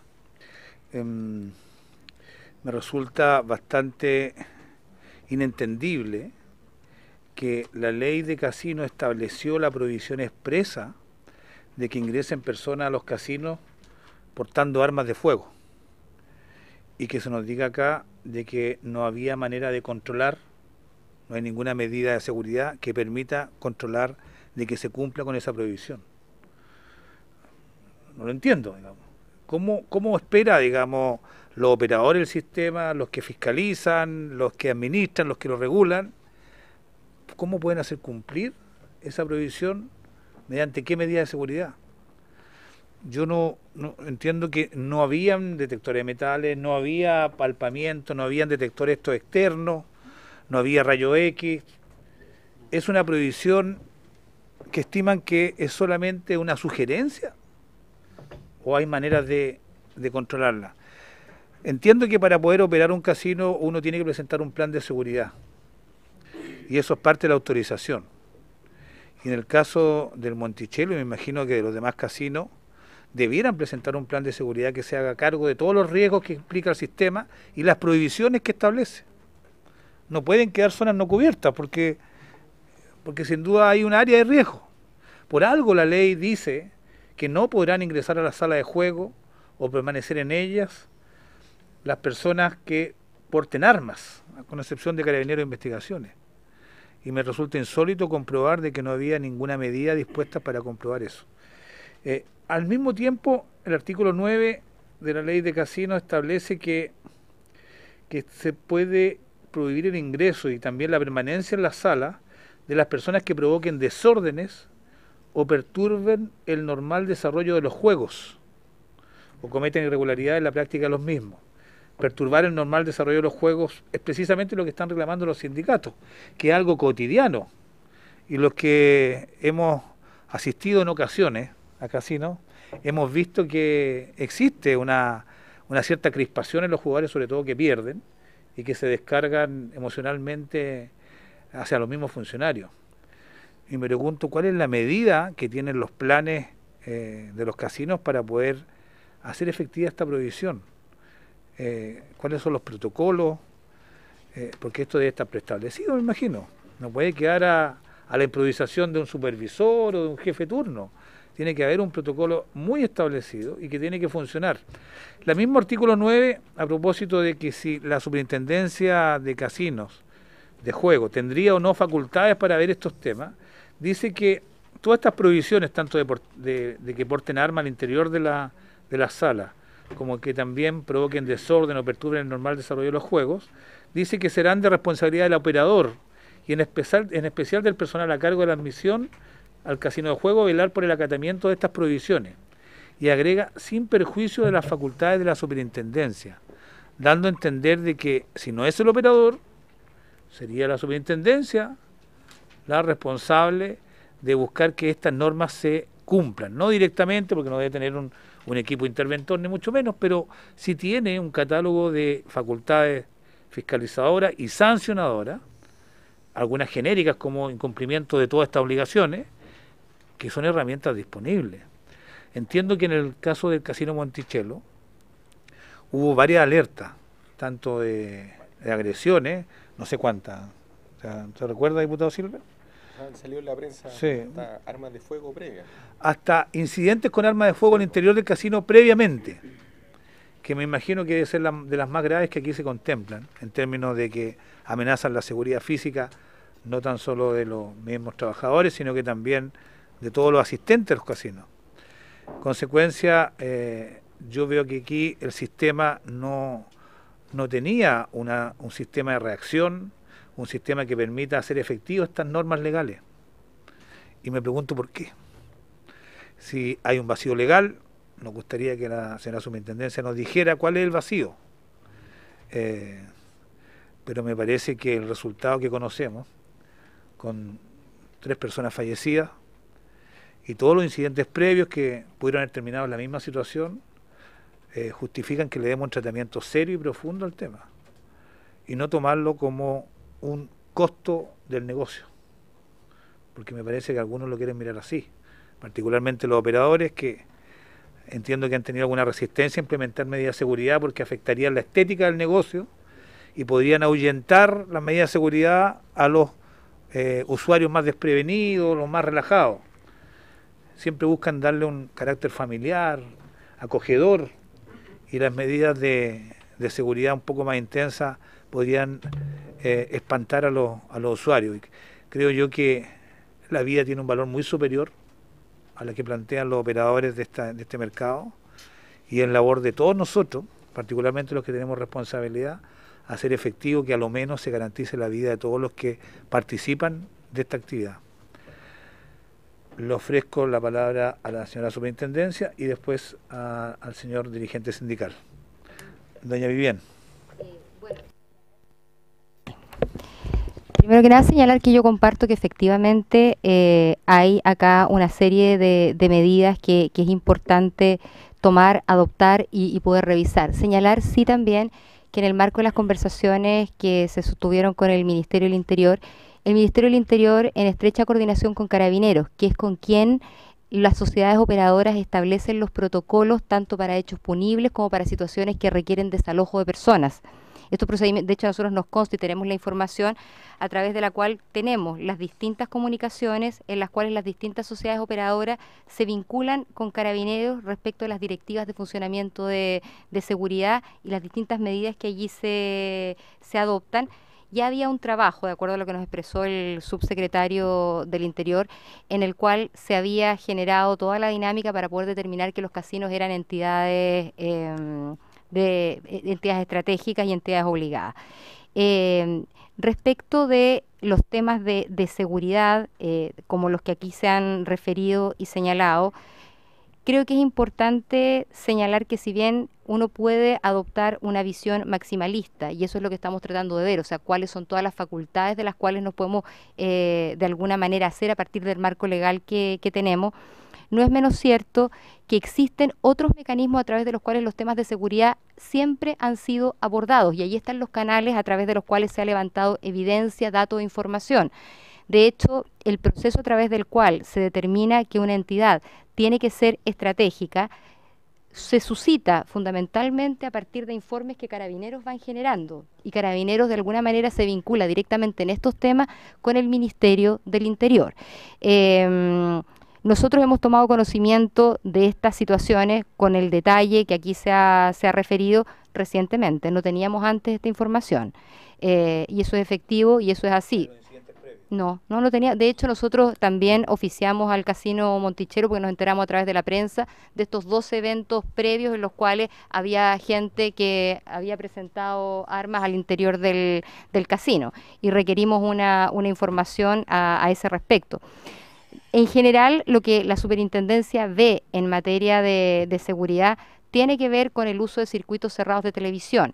Yo quiero señalar acá también que nosotros hemos revisado la legislación de lo que ocurre en otros países, particularmente en el estado de Nevada, donde claramente es un estado en que el juego es la principal actividad que allí se desarrolla. En el estado de Nevada, y es otra cultura y es otro país, también está prohibido el ingreso de personas que porten armas, pero no hay detectores de metales. ¿Y cómo se hace la detección de armas o el eventual retiro de las personas que lo presenten? A través del monitoreo que se hace en los circuitos cerrados de televisión. Distinto es lo que ocurre en Macao. En Macao sí existen detectores de metales al ingreso del público que asiste y que acude a los casinos. En relación a la reunión con los trabajadores, nosotros antes de este hecho sí nos habíamos reunido con la Federación de Sindicatos de Casinos. Nos habíamos reunido, si no me equivoco y si la memoria no me falla, en mayo. Antes de que ocurrieran los 2 eventos, ya previamente lo habíamos hecho. Y en esa reunión y en los planteamientos que allí se hicieron, no nos plantearon tampoco los temas de seguridad. Fueron otros los temas que aparecieron. Y en esto quiero ser bien categórica. Si nosotros hubiésemos tomado conocimiento en ese momento de hechos de esta naturaleza, automáticamente el deber que me asiste, y allí ni siquiera tengo que ir a una teoría maximalista, el deber que me asiste, cuando tomo conocimiento de esto, es hacerme parte y automáticamente solicitar y requerir la información respectiva. La reunión a la que yo hacía alusión es la que tuvimos hoy, que fue una segunda reunión suscitada en particular por este hecho, pero es la segunda reunión que hemos tenido con ellos. Con el casino, con el Sindicato de Trabajadores de Monticello, nosotros le solicitamos la reunión a partir de este evento, y antes no habíamos tenido reunión con ellos. Esa es la situación que puedo referir al respecto. En relación al artículo 9, el artículo 9 y la discusión de todo el proyecto de ley, cuando dice sin perjuicio de las otras atribuciones que le son pertinentes a la superintendencia, tiene que ver nuevamente con el foco de fiscalización que se le dio a esta superintendencia en el marco de lo que fue su creación y su proyecto de ley. Ahora, ¿qué es lo que yo creo? Yo creo que en esto la experiencia y el aprendizaje es que los niveles de coordinación los podemos mejorar, y el nivel de responsabilización que podemos adquirir en esto puede crecer de manera importante. Lamentamos profundamente, de verdad, profundamente, que sea a partir de este hecho. Pero en ningún caso nos asiste la intención de desligar el espacio de responsabilidad que a nosotros nos cabe, pero sí de manera responsable. ¿Y en qué sentido lo quiero decir? Si bien es cierto queremos abordar los espacios de responsabilidad que nos son propios, incluso ampliándolos en una visión maximalista, sería muy irresponsable de mi parte establecer un compromiso respecto de lo que podemos hacer en materia de seguridad que vaya más allá de las capacidades y competencias que nosotros tenemos hoy en día en la superintendencia. Sería irresponsable que yo dijese en una aproximación maximalista, estamos en condiciones de evaluar las medidas de seguridad. ¿Y por qué sería irresponsable? Porque no tenemos las capacidades ni las competencias para evaluar medidas de esa naturaleza. O sea, y eso es y allí lo que sí podemos hacer efectivamente es ahondar en el trabajo de coordinación que hemos venido haciendo. O sea, si yo hiciera una promesa de esa naturaleza, es una promesa que no podría honrar, porque no tengo las capacidades para poder hacerlo. Y creo que es mucho más grave y mucho más peligroso prometer algo que después no voy a poder cumplir ni ejecutar, porque no tengo las capacidades, no tengo las competencias, y hay facultades que no tengo. Y eso en el análisis jurídico que hemos venido haciendo, estamos evaluando y estamos moviéndonos de la manera más creativa que podemos para ver cómo podemos estirar las interpretaciones al máximo y tomar un rol mucho más activo en esta materia. Muy bien, muchas gracias. Me ha pedido la palabra el dirigente sindical, don Jorge García. Tiene la palabra. Ahí sí, gracias. ¿Está apagado todavía o está encendido? Está encendido. Ya. Sí quiero contarle a la señora Vivian que yo sí asistí, había otra presidenta que era Patricia Cabezas y era Pablo Castro, hace 2 años y fracción, más o menos a la SCJ, si bien es cierto, no nos entrevistamos con el director o con la directora, que sería, y levantamos el tema de agresiones. Ya, este es un tema nuevo. Ya. Lo otro, señalar que de hace poco, lo que recuerdo, no lo traía anotado, tuvimos un jefe de turno que recibió un combo y le quebraron sus lentes. ¿Ya? Tuvimos a Javiera, una compañera, le pegó un cliente en el salón VIP con una placa y le dejó mal el dedo y tuvo una licencia. ¿Ya? Tuvimos un cliente, yo lo puedo decir ludópata porque lo veo todos los días y tiene la tendencia, el cual lanzó un carro de carta de esta envergadura de 1 kilo de peso, no sé, 800 gramos, lo lanzó a la pileta.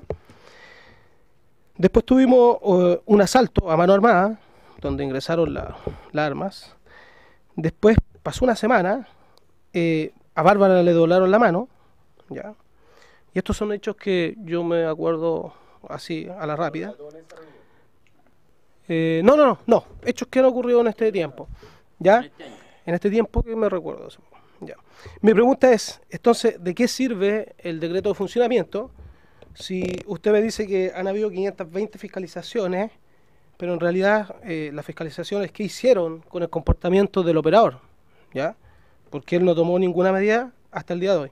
Como también mi pregunta es, ¿de qué sirve el programa Jugados por Ti de las personas que quieren excusarse de entrar a los casinos, ludópatas? Y ¿cómo funciona el plan en los casinos, hasta el momento, cómo ha funcionado el plan en los casinos municipales? Solamente... Muy eso. bien, las preguntas tienen que ser por intermedio del presidente. Ok, discúlpeme, presidente, no estoy muy... Muy bien. Si pudiera contestar las observaciones que le plantean los dirigentes. Doña Vivian tiene la palabra. Le ruego que encienda el micrófono. Está apagado. Ahí sí, ahí sí. Respecto de la reunión que señala acá el dirigente, él refiere que esta fue hace 2 años. La verdad que yo no tuve conocimiento de esa reunión, yo estoy en la superintendencia hace 4 meses. Antes no estaba y no tuve conocimiento de que esta reunión hubiese ocurrido. Por lo tanto, voy a revisar qué acta quedó de esa reunión, pero es básicamente eso lo que puedo decir al respecto. En relación a Jugados por Ti, que me imagino que tiene que ver con los anfitriones que se preocupan del tema del juego responsable, de asesores que tratan de ver, allí el espacio a través del cual nosotros vamos chequeando y viendo cómo esto funciona es en el marco del Consejo de la Sociedad Civil, donde por una parte está JUTER y por otra parte quien lo integra es la Sociedad de Juego Responsable. Y allí vamos recibiendo una suerte de retroalimentación de lo que sucede. Yo debo señalar que desde que yo estoy a cargo de la superintendencia, este es uno de los temas que a mí más me ha preocupado porque yo he hecho 3 visitas a casinos y mi percepción en esas 3 visitas que no han sido de fiscalización, lo aclaro, han sido visitas a los casinos, es que el tema del juego responsable y el rol más activo que tienen que tener estos anfitriones que se deberían preocupar está bastante disminuido. De hecho, mi sensación es que el espacio y la importancia que las distintas sociedades de operadores le entregan no es el que yo esperaría que tuviese lugar en el espacio. Más aún, las visitas que tuve pregunté en qué lugar se atendían a las personas que se querían autoexcluir. Y tomé conocimiento de que en algunos casos ni siquiera hay un lugar donde se puedan atender. Cuestión que manifestó una reunión en la cual nosotros nos juntamos con la industria y les planteé que dentro de la agenda de trabajo que teníamos, para mí el tema del juego responsable era un tema fundamental. Entre otras cosas porque yo creo que hay 2 componentes. Primero hay un componente ético en la forma de hacer negocios y que tiene que ver con que yo no puedo hacer negocio con alguien que está privado de sus facultades para decidir. Y un ludópata está privado de sus facultades para decidir. Por lo tanto, lo que corresponde es que de manera responsable yo vea la forma en que ese jugador se pueda retirar. Y es parte de la agenda declarada antes de que esto ocurriera y en la cual estábamos trabajando.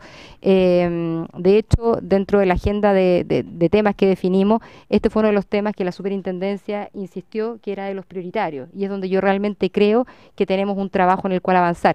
Entre otras cosas, porque el tema del juego responsable, si bien es cierto, a nosotros nos corresponde en el ámbito de los casinos, es un tema que alcanza una dimensión mucho mayor en un ámbito que excede el tema de los casinos y que está desde el juego que hacen los niños en sus casas frente a una pantalla, y que en el caso particular del casino, cuando estamos tratando con adultos, genera riesgos como los que ustedes han relatado. Nosotros en la reunión que tuvimos con el sindicato de Monticello, ellos nos decían, uno de los representantes, uno de los directores es croupier, y nos decía, mire, la verdad es que el 90% de la gente que va a los casinos va y se entretiene de manera sana, juega un rato, o sea, un jugador, uno se da cuenta de alguien que se va a divertir cuando tiene la idea de que va a jugar, no a ganar. Esa es la primera gran distinción. Y tiene una disposición a perder una X cantidad de plata, la pierde y se va. Lo pasó bien. Pero hay un 10%, y es ese 10% el que genera todo el tipo de situaciones que ustedes han referido. Y allí las acciones y las medidas que han implementado las sociedades operadoras no han sido las suficientes. Y nosotros hoy en día, a partir de este hecho, hemos tenido acceso a una cantidad de información de la cual antes nunca habíamos tomado conocimiento. Y ahí es donde yo creo que me cabe toda la responsabilidad de la cual yo me puedo hacer cargo, y es donde nosotros estamos absolutamente comprometidos en avanzar y trabajar. Muy bien, muchas gracias. Le agradezco la asistencia a todos ustedes. Nosotros lo incluimos dentro de la tabla, a pesar de que teníamos muy poco espacio, y le hemos dado la atención que hemos podido darle. Igualmente se van a generar algunas iniciativas, yo no sé si hay alguna en carpeta, pero sin duda nos ha quedado la preocupación tremenda de que hay muchos aspectos de esta industria que no están suficientemente controlados o fiscalizados. El tema de la seguridad es fundamental. Probablemente vamos a enviar iniciativa a la Dirección del Trabajo para que fortalezca los grados de fiscalización.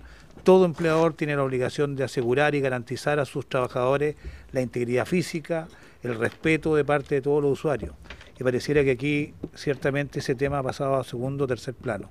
Y también vamos a generar iniciativa en torno al Ministerio de Hacienda para que hagan una revisión de las facultades que tiene la superintendencia, buscando los vacíos que existen y que puedan ser llenados de tal manera que esta industria tenga la debida fiscalización integral, que no hayan zonas oscuras que queden entregadas a la buena de Dios, porque yo creo que lo que no se fiscaliza finalmente no se hace, y aquí hay muchas áreas que no se fiscalizan adecuadamente, quizás a veces por problemas legales. Y por último, en último término, vamos a generar iniciativa en torno también a la ludopatía.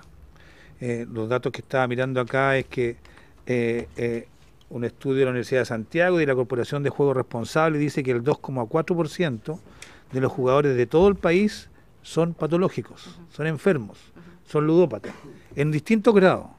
Y hay grados iniciales y grados severos, donde ya incluso tienen otras enfermedades adicionales como depresión, euforia, incluso a grados violentos como los que conocimos en Monticello. Consecuencia de urgente que debamos abordar junto con esta industria que se instaló hace pocos años, la necesidad también de dar un tratamiento responsable a todos aquellos que padecen estas patologías, que ponen en riesgo no tan solo a los usuarios de los casinos, a los trabajadores y también a la industria en general. Creo que vamos a recoger su propuesta, estimada superintendenta, porque creo que hay un vacío de nuestra legislación. No tan solo es ganar dinero, producir entretenimiento, sino que también garantizar la salud de la población y la seguridad de los trabajadores. Muchas gracias. Vamos a suspender unos minutos para pasar al tercer punto. Bien.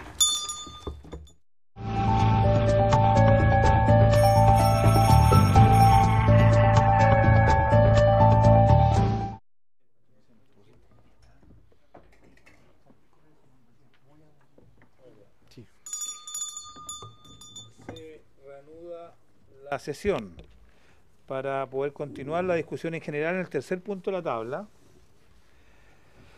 del proyecto de ley iniciado en moción de los diputados señores Marcelo Chávez, Aldo Cornejo, Iván Flores, Roberto León, Juan Enrique Morano, Víctor Torres y Matías Walker, que modifica la ley 18.961 y el decreto con fuerza de ley número 292 de 1953 del Ministerio de Hacienda, con el propósito de permitir el ingreso de carabineros a recintos portuarios, aéreos y marítimos con los fines que indica boletín número 9770-25.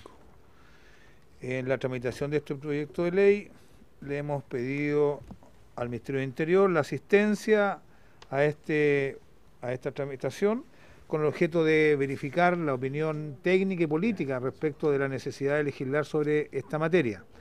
Concurre en representación del Ministerio del Interior el abogado de la División Jurídica, señor Matías Moya, quien ha sido precedido con grandes conceptos sobre su solvencia técnica en esta materia. Por consiguiente, sin más, le ofrezco la palabra, estimado Matías Moya. Muchas gracias, señor presidente. Buenas tardes, señores diputados. Bueno, ciertamente que este proyecto a nosotros nos parece que tiene una omisión que es necesario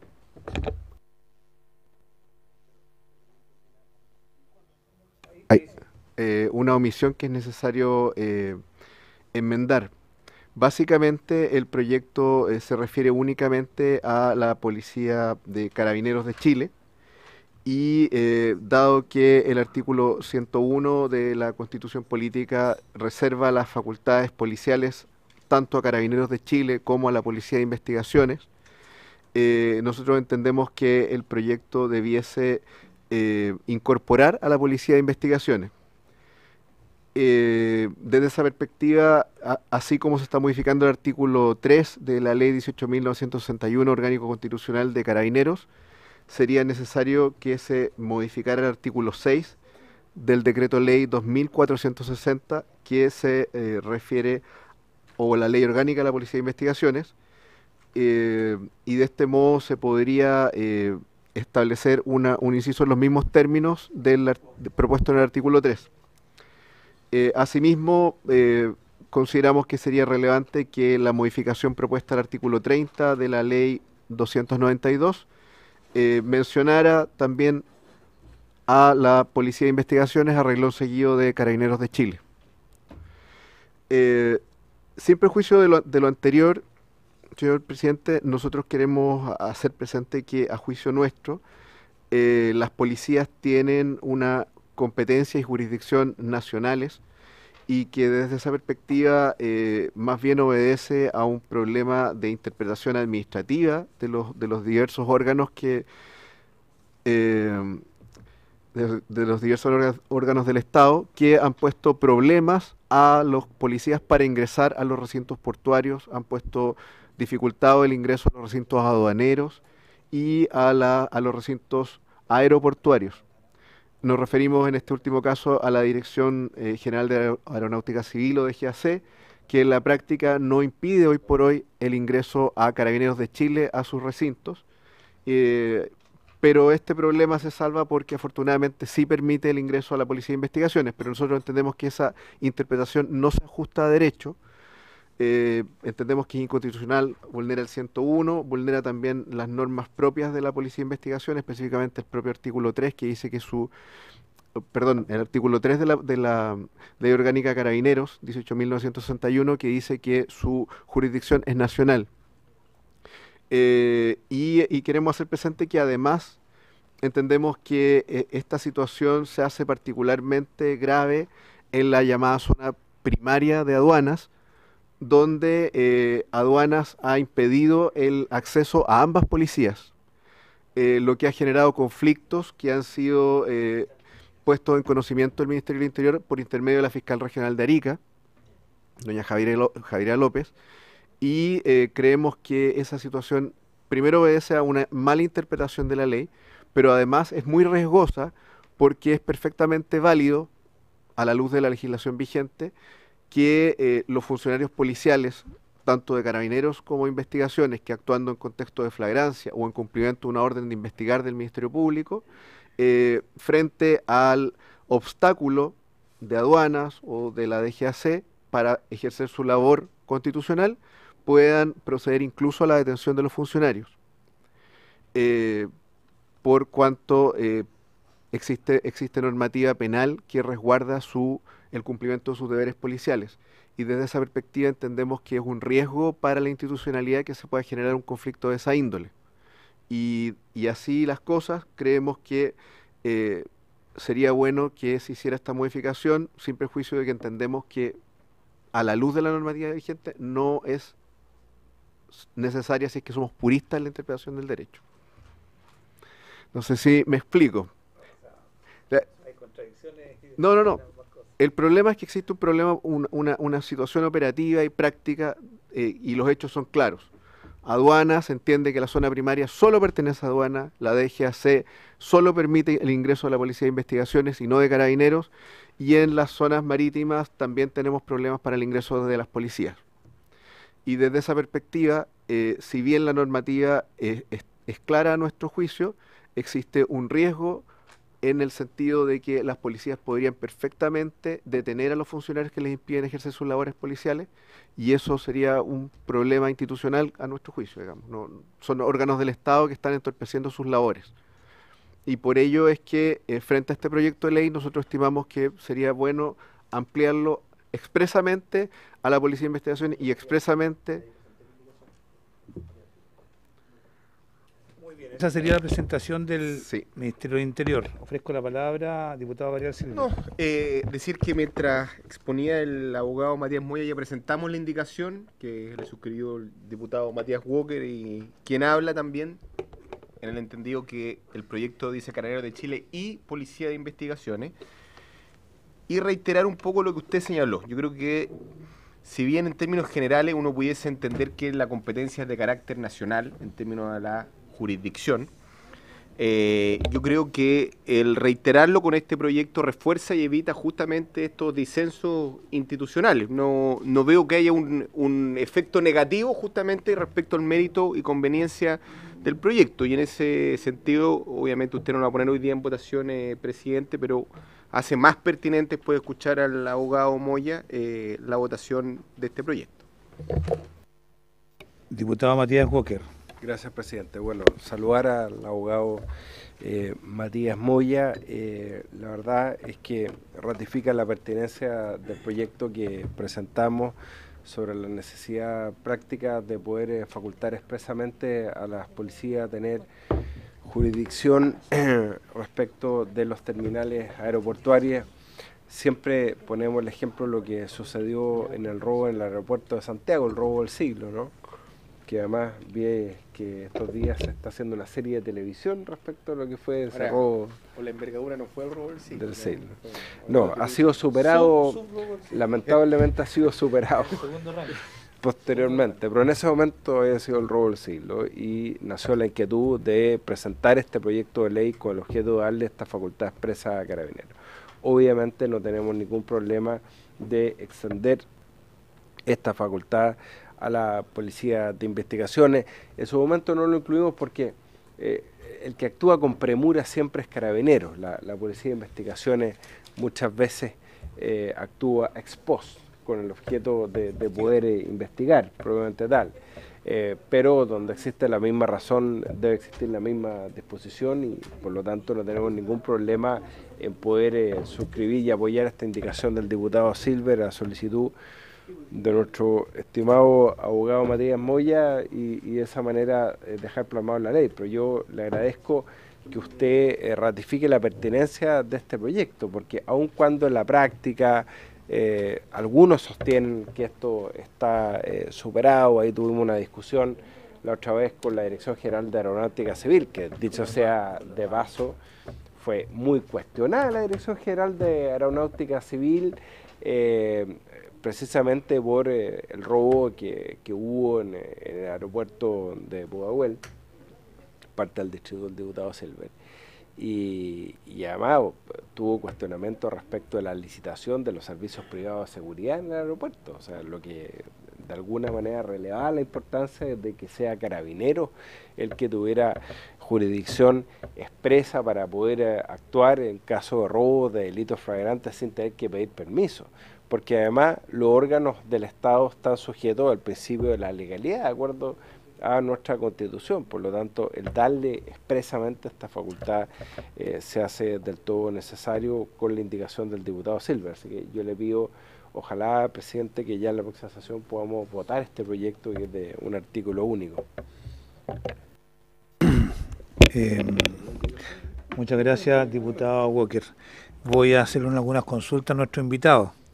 Efectivamente, nosotros en la tramitación de este proyecto hemos recibido la opinión de la Dirección General de Aeronáutica Civil, que es la entidad que administra los aeropuertos en este país, de la Armada de Chile, que tiene que ver con la administración de los puertos, Carabineros de Chile. Los dos primeros manifestaron que no existía un problema desde el punto de vista legal, que las facultades de cada una de las policías y sus competencias para intervenir en los distintos recintos que ellos administran son muy claras, que no se justifica que se establezcan competencias específicas de las policías para cada recinto del país. Es más, esto lo agrego yo, digamos, hoy día se quiere legislar facultándolo especialmente, a pesar de que tienen una competencia general absoluta respecto de estos dos recintos, aeropuerto y también puerto, pero el día de mañana pueden establecerse sobre cualquier actividad humana, en los casinos, en fin, en las actividades turísticas. Yo creo que va por mal camino esto si estamos buscando resolver problemas administrativos que pudieran haber, porque también mencionaron que estas cosas las resuelven vía coordinación, buscando establecerla por la vía legal.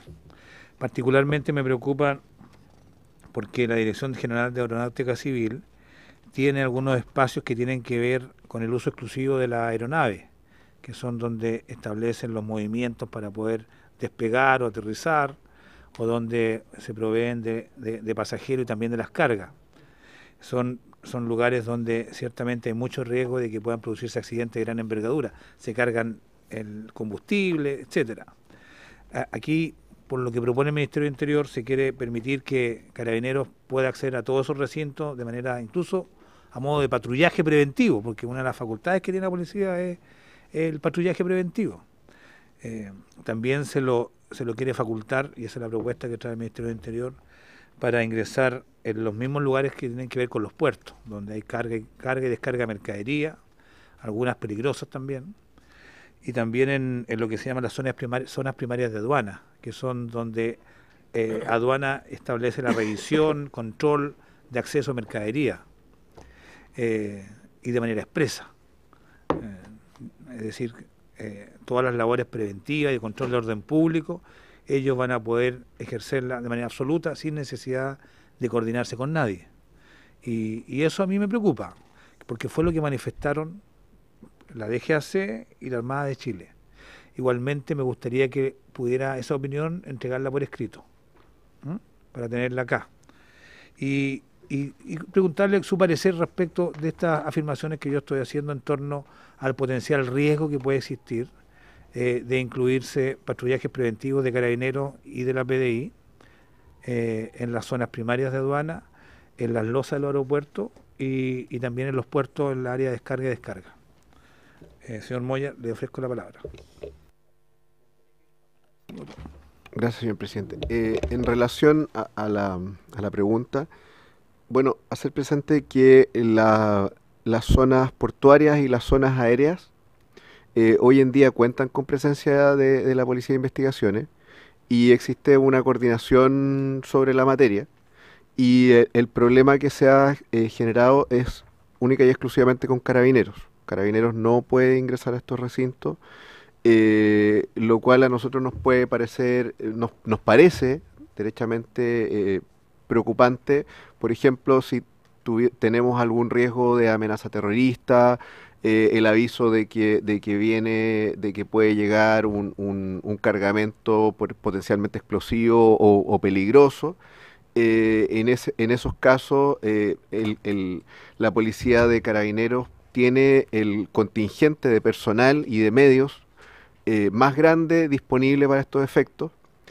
Mucho más personal tiene Carabineros, tiene aproximadamente 64.000 funcionarios, tiene mucho más personal que la Policía de Investigaciones y la DGAC juntos. Entonces, si hubiese que hacer un operativo grande, preventivo, no podríamos en este minuto contar con esa capacidad que sí la tenemos, pero no nos dejarían entrar a los recintos.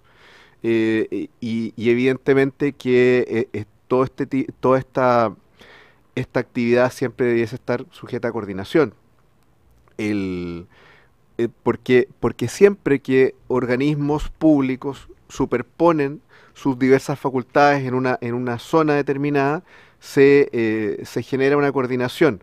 Acá tenemos a la PDI funcionando correctamente con la DGAC y coordinándose diariamente en su trabajo, pero la DGAC dice acá no pueden ingresar carabineros, acá no pueden ingresar carabineros.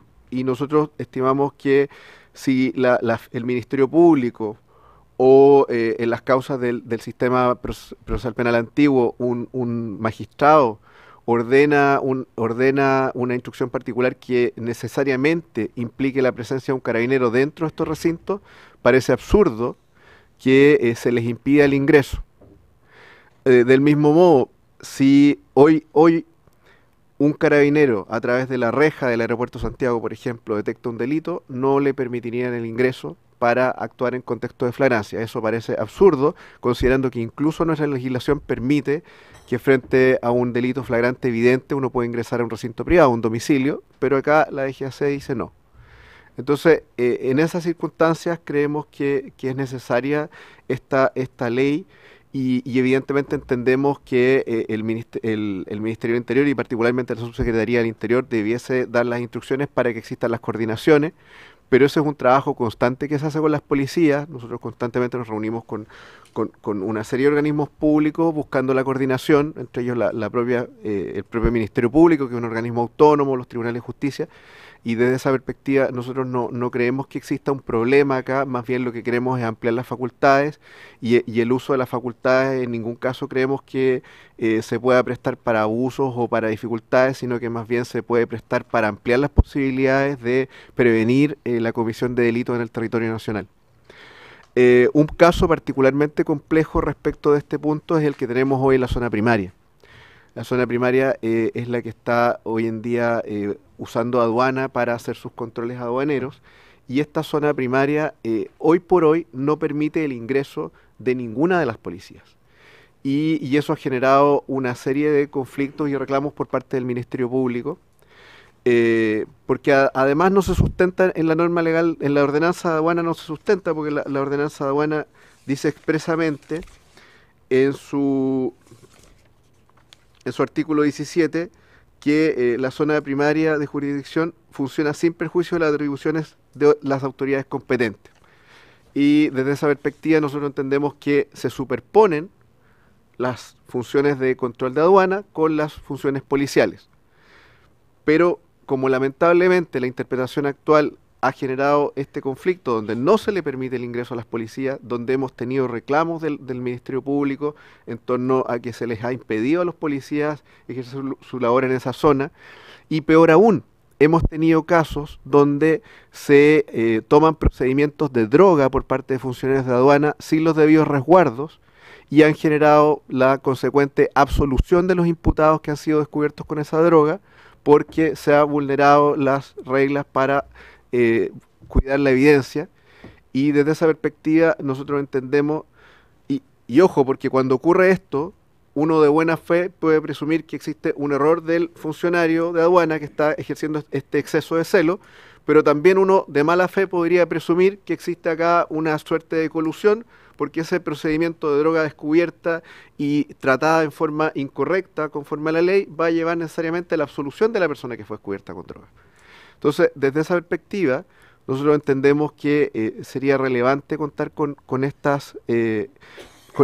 norma que potencie esta facultad que a nuestro juicio, insisto, ya existe.